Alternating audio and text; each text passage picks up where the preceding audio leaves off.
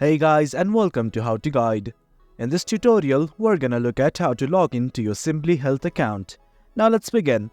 On any browser of your choice, simply type simplyhealth.co.uk and hit on enter right now. This is the home page of Simply Health. If you scroll down, you will find lots of features provided by Simply Health, but for now we simply want to log in. Right here at the top right of the screen, you will find something like My Account. Simply click on it. It will then redirect you to the member portal. You simply need to enter your email address and your password. If everything is correct, simply hit on the sign in button right now. Else, if you forgot your password, click on this button that says forgot your password, follow the prompts, and you can gain access to your account once again.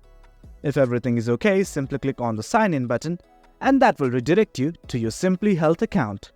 Well guys, that's it for the video. That's how you log in to your Simply Health account. Hope you guys found this video informative, and for more content like this, do remember to hit like, share and subscribe. Thank you.